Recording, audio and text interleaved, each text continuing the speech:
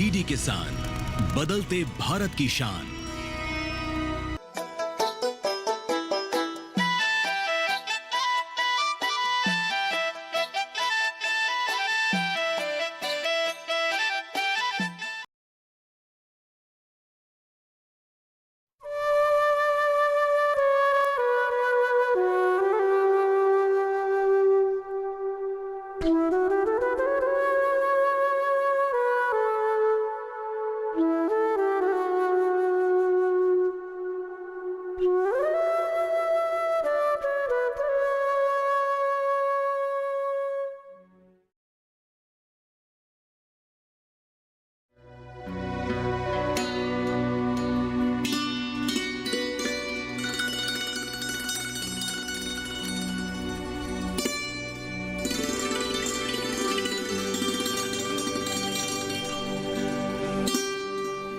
बाबूजी, आपकी दवाई का वक्त हो गया है।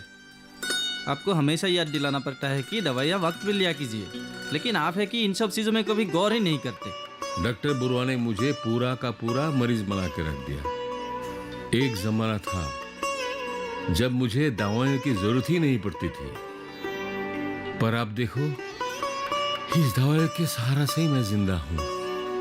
बाबूजी, आप आपकी दवाइयाँ कभी खुद भी लिया कीजिए।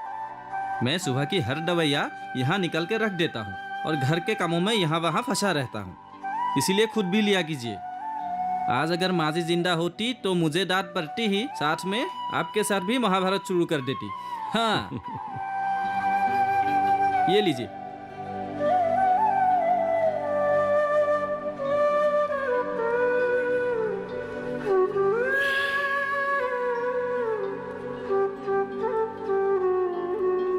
बाबूजी, मैं बाजार से आता हूँ, घर का राशन भी खत्म हो गया है। इतनी जल्दी जल्दी राशन कैसे खत्म हो गया? परसों ही तो बाजार गया था, तो फिर आज जाने की जरूरत क्या है? और घर में इतने ज्यादा मेहमान भी तो नहीं आते। बाबूजी, जो बाजार करता हूँ हिसाब करके लाता हूँ। घर में आपके और मेरे अलावा और है ही कौन? और आपकी पसंद नापसंद वक्त पे वक्त बदलते रहते हैं। इस वक्त हाजू के बाजार में बहुत ही ताजी और सस्ती दामों में हरी भरी सब्जियां मिलती है। तेरे लिस्ट में और कुछ बाकी है क्या? बाबूजी, बाद में आप खुद ही चिल्लाते रहेंगे। जरूर, तू कहाँ गया? अरे बाबूजी, बाजार से आने में वक्त भी तो लगता है ना। आपको कुछ और चाहिए तो बता दीजिए, वरना बाद में आप ही कहेंगे कि जोडू रोज रोज बाजार क्यों जाता है। तुझे जो पसंद है वही लेके आ जा। बाबूजी, ये बात तो आप मुझे हर बार कहते हैं, लेकिन मेरी बनाई हुई चीजों पर आप कुछ ना कुछ गलतियां निकालते रहते हैं। आज मुझे बैंगन पसंद नहीं तो कल लौकी में ही नुक्स निकाल देते हैं। आखिर मैं बनाऊं तो क्या बनाऊं? खाना बनाना आता था तेरी माँ जी को। हाँ? हाँ, उनके हाथों में जो जादू का स्वाद था, हाँ। वो और किसी में कहा। बाबूजी, फिलहाल आप मेरे साथ ही फंस गए हैं, तो आपको झेलना ही पड़ेगा। मैं चलता हूँ।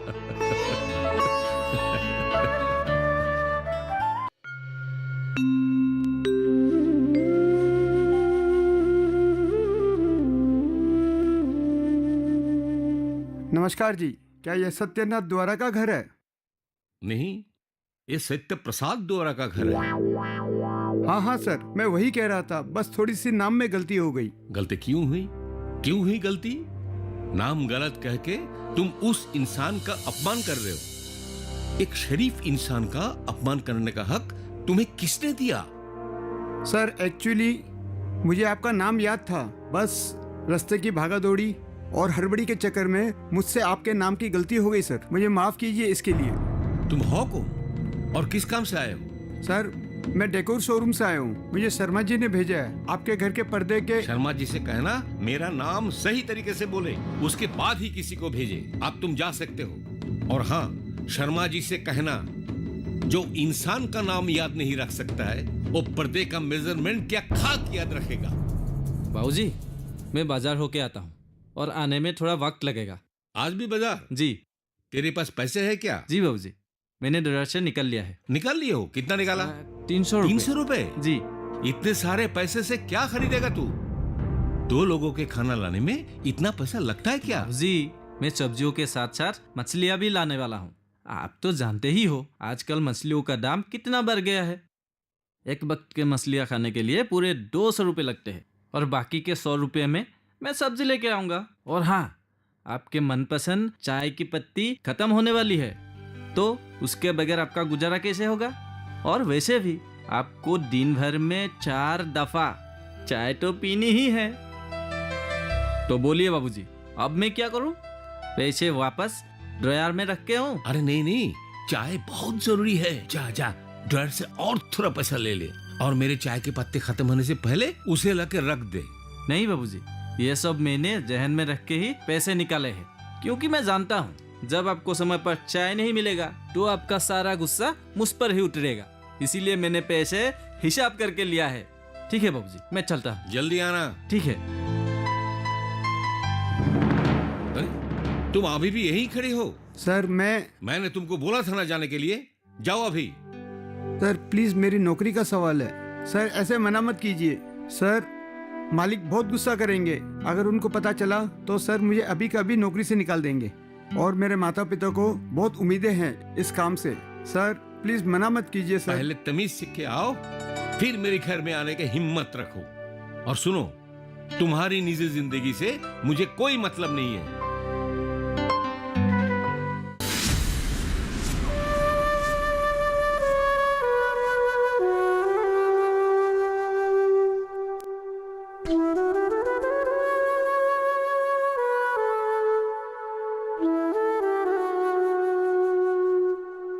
बुजुर्ग लोगों के घर में जब कोई मेहमान आते हैं तब उनको खुशी मिलती है।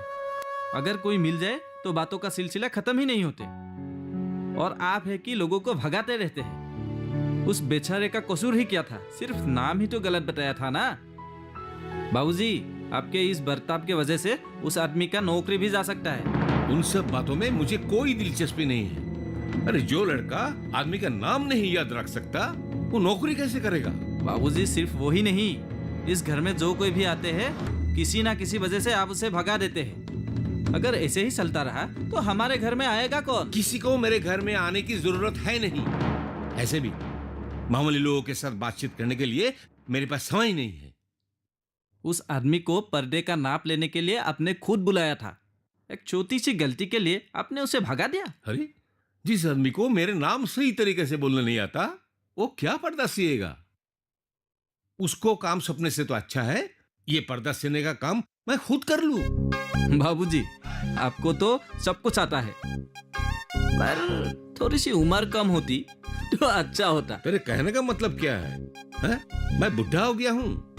अरे मेरे जमाने में लोग मुझे असम के दारा सिंह बुलाते थे। अच्छे अच्छे सुरमा लोग मुझे देख के सलाम ठुकते थे और तू मेरा मजाक उड़ाता है? अरे तू जैसे 2 दिनों को तो मैं उठा के जमीन पे पटकता था। हाँ हाँ बाबूजी, मुझे सब कुछ पता है। अब आप खाना खाइए।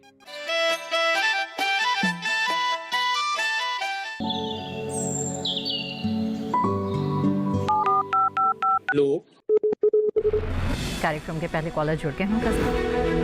इस बीच हमारे पास कुछ ईमेल्स भी आए हैं। सवाल पूछिए अपना। कैडेट में जो मकान पैदा करेंगे इनमें कौन सी सावधानी बरतनी है? गर्म इलाकों के लिए आप HRM 99 इनसे आप कुछ फल ले सकते हैं। जैस्मीन के पेड़ पे जैस्मिन, फल निहाय। उसको पूरी खुली धूप चाहिए। फसल में कीट लगा हो या कोई बीमारी, पशुपालन में हो कोई दिक्कत या चाहिए कोई जानकारी, फोन उठाइए, नंबर मिलाइए और कहें हेलो किसान। सोमवार, बुधवार और शुक्रवार शाम 6 से 7 बजे सिर्फ डीडी किसान पर।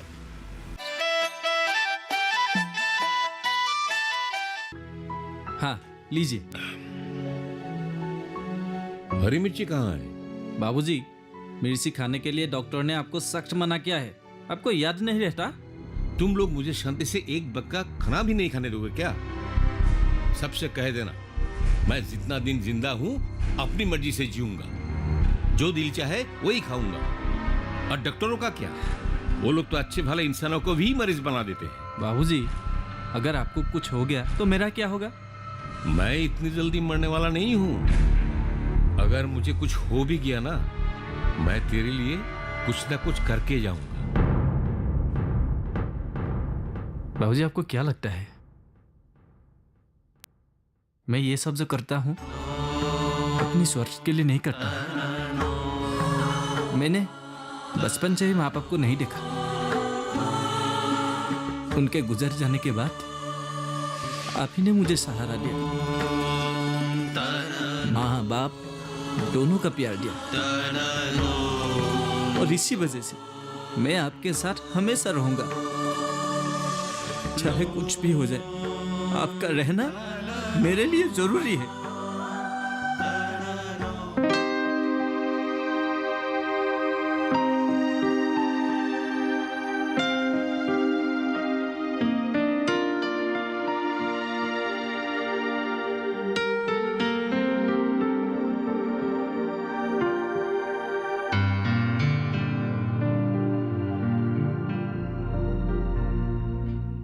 Absolutely okay. एक हफ्ते के अंदर आपका बीपी और हार्ट सब कुछ नॉर्मल हो गया। पिछले हफ्ते की रिपोर्ट से हेल और हेवन का फर्क है। क्या बात है सर। अच्छा जदू सर, इन दिनों बहुत रेस्ट्रिक्शन से चल रहे हैं ना? साहब, ये बात आप बाबूजी से ही पूछ लीजिए। नहीं डॉक्टर, इन दिनों मेरा मन थोड़ा शांत सा है। बहुत सालों बाद मेरे दोनों बेटे घर आएंगे, साथ में दोनों बहुएं भी। मेरा बेटा पप्पू, उसकी छोटी बेटी से तो मैं अभी तक मिला ही नहीं। उसकी उम्र लेकिन अब 3 साल होने वाली है। हाँ। ये तो बहुत खुशी की बात है। आपका मन बहल जाएगा, क्योंकि इस घर में आप और जदू के अलावा कोई नहीं रहता है। आपका सूनापन कुछ दिनों के लिए दूर हो जाएगा। अपने बेटे, बहुए और बच्चों के आने की खुशी में हमारे बाबूजी की मिजाज थोड़े बदले बदले से लग रहे हैं। मैं तो दुआ करता हूँ कि आप हमेशा खुश रहिए, क्योंकि इससे आपका बीपी और हार्ट दोनों स्वस्थ रहेगा। डॉक्टर साहब, आप चिंता मत कीजिए। बाबूजी का ध्यान रखने के लिए मैं हूं ना। अगर तेरी बात खत्म हो गई तो अंदर जा, जाके हमारे लिए 2 कप चाय ला जा। ठीक है बाबूजी। समझे डॉक्टर, मुझसे ज्यादा मेरे दोनों बेटों को उनकी माँ से बहुत ज्यादा प्यार था। उनके देहांत के बाद वो लोग तो घर ही वापस नहीं आना चाहते। वैसे फोन पे हमेशा घर रहने का बात करते हैं, लेकिन कोई ना कोई बहाने से बात को टाल देते हैं। देखिए सत्य जी, आजकल के जमाने में इतनी भागदौड़ मची हुई है कि बच्चे अपने माँ बाप को समय नहीं दे पाते। लेकिन इसका मतलब ये तो नहीं कि वो अपने माँ बाप से प्यार नहीं करते। लेकिन मेरे बेटों को इतना समय कहा कि आ सके, पर इस बार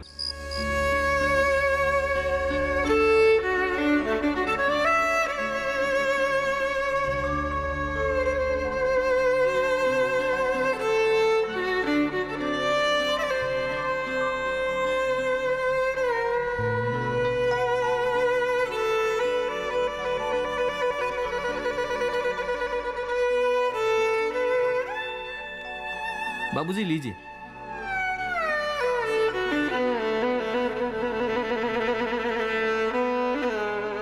बाबूजी, अभी आपको ऐसे ही रहना है या सोना भी है?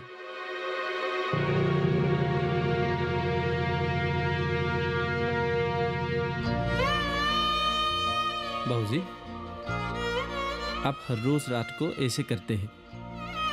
सुबह कहते हैं रात को ठीक तरह से नींद नहीं आई। सोने के वक्त अगर मन को अशांत रखोगे तो नींद आएगी कैसे?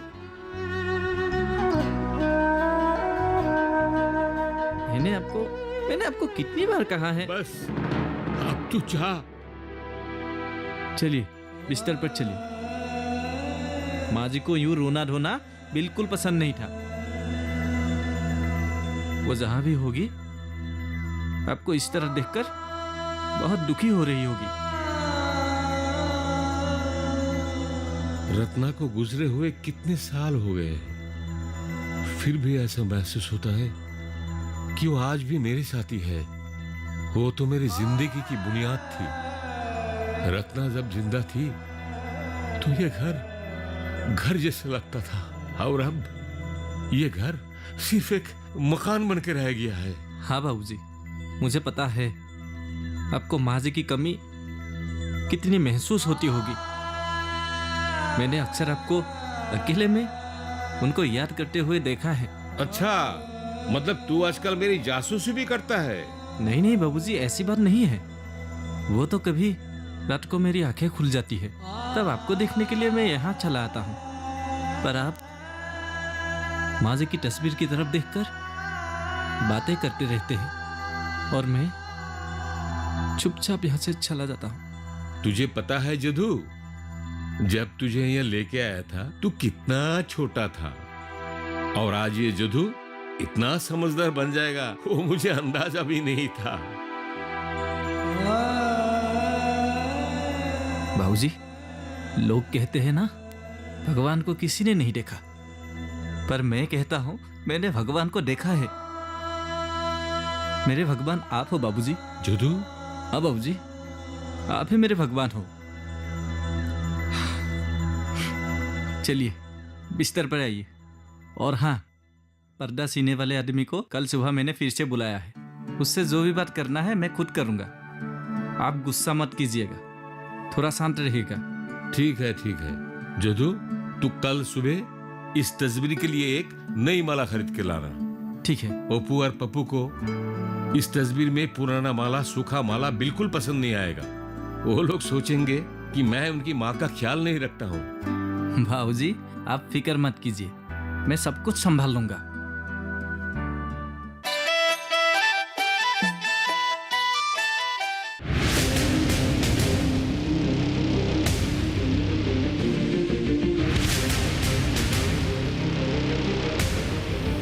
जब तपती है धरती, सूरज उगलता है आग, ठंड में जब सर्दी जमा देती सबके हाल, सब छुप जाते अपने अपने घरों में, तब बाहर निकलता सिर्फ एक इंसान, भरने के लिए हम सबका पेट, खून को पसीने की तरह देता बहा, थक जाता, झुलस जाता, हो जाता बीमार, तब उसकी सेहत का ध्यान रखता सिर्फ डीडी किसान।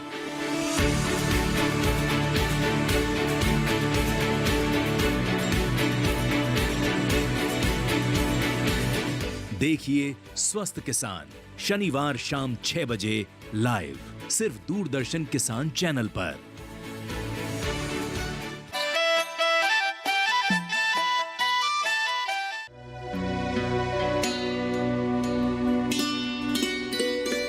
सर, मैंने दोनों कमरों के पर्दे के नाप ले लिया है। मैं आपका शुक्रिया अदा करना चाहता हूं, जो आपने मेरी पहली गलती माफ कर दी है, और मैं आपसे वादा करता हूं ऐसी गलती दोबारा नहीं होगी। अच्छी तरह से नाप लिया या नहीं? लिया है सर। और किसने तुम्हें कहा कि मैंने तुम्हें माफ कर दिया है? गलती करने वालों को मैं कभी माफ नहीं करता हूँ। अपने काम से मतलब रखो। जी सर, आपको 1 इंच भी इधर से उधर नहीं मिलेगा। जब मैं नाप ले रहा था, आपका नौकर मेरे साथ था। नौकर? कौन नौकर? क्या तुम जदुनाथ के बारे में बात कर रहे हो? जी सर। वो कोई नौकर नहीं है, वो इस घर का सदस्य है, मेरे बेटे की तरह है। इसको नौकर बोल के तुम फिर से गलती कर रहे हो। जिसको तुम नौकर बोल रहे हो ना, वो इस पूरे घर का देखभाल करता है।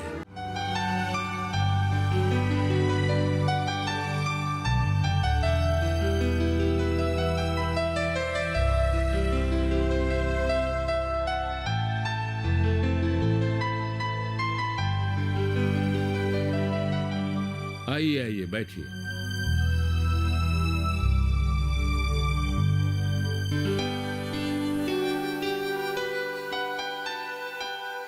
सत्यजीत, घर में कुछ फंक्शन रखा है क्या, जो आज कैंपस इतना साफ किया है? क्यों?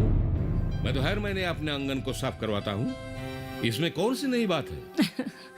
जदुनाथ घर में हो तो उसे बुला दीजिए, ताकि ये सामान रख सके। कल घर में सत्यनारायण जी की पूजा रखी थी, छोटे पोते की जन्मदिन पर। उसी की खुशी में रखी थी ये पूजा। सबके नसीब में पोते पोतियों का जन्मदिन मनाना नहीं लिखा होता। उसके साथ रहना, उसको गले लगा के प्यार करने में जो खुशी मिलती है ना, दुनिया की किसी और बात में ये खुशी नहीं मिलती। ये तो बहुत खुशी की बात है। कि भगवान ने आपको पोती पोती का सुख दिया। वैसे भी आपके पति के गुजर जाने के बाद अब तो सारी जिंदगी उन्हीं की सहारे जीना पड़ेगा। आपने तो पप्पू के बेटे तक को नहीं देखा। रत्ना पे तरस आता है। वो बेचारी अपने पोते पोतियों को देखे बगैर ही दुनिया से चल बसी। सुनने में तो आया था आप लोगों का घर का माहौल ठीक नहीं था। शराब में धूत रहते थे और जुआ में बहुत सारे पैसे हार चुके थे, जिसका कर्ज अभी तक आप लोग चुका रहे हैं। खैर भाई साहब, अफवाहों का क्या, सुनने में तो ऐसा भी आया है कि आपकी बेटों को आपसे मिलने में कोई दिलचस्पी नहीं है। वो लोग तो सिर्फ आपको कंधा देने के लिए आ रहे हैं ताकि आप जब गुजर जाए आपकी जमीन हथिया सके। सुभद्रा, ये क्या नाम सना बक रही हो? अफवाहें सत्य जी, अफवाहें। ये तो वक्त ही बताएगा कि इन सब बातों में कितनी सच्चाई है। जदुनाथ, वैसे आपके लाडले बेटों की कुछ खबर मिलती है या फिर ऐसे ही फोन पे ही हाल चाल पूछते रहते हैं? अप्पू और पप्पू दोनों ही अपने परिवार के साथ अगले महीने के 10 तारीख यहाँ आ रहे हैं। साथ में बच्चों को भी ला रहे हैं। तब तो अच्छा ही है। हम लोग रोज नाम घर में इन्हीं के बारे में बातें करते हैं। रत्ना की तरह अगर आप भी अपने पोते पोतियों को देखे बगैर ही दुनिया से चल बचे तब तो बड़ी दुख की बात होगी। ऊपर से आपकी ये कैंसर की बीमारी, क्या पता कब क्या हो जाए। भगवान भला करे, भगवान सबकी भला करे। हम तो हमेशा यही कहते हैं, लड़का लड़की अगर अपनी बुजुर्ग माँ बाप के ख्याल नहीं रखेंगे तो ऐसे लड़का लड़कियों का होने या ना होने का क्या फायदा। ऊपर से एक कैंसर पेशेंट को एक नौकर के हाथों रख के जाना, ये तो कोई अच्छी बात नहीं। बुरा मत मानिए सत्य जी। आप अपनी मर्यादा में रहे और नाम घर के बाकी औरतों से कहिए कि लोगों का जाति जिंदगी में दखल ना दे, क्योंकि नाम घर एक पवित्र स्थान है जहां सिर्फ पूजाएं होती है, ना कि ये सब फालतू चर्चा है। आप अब जा सकते हैं।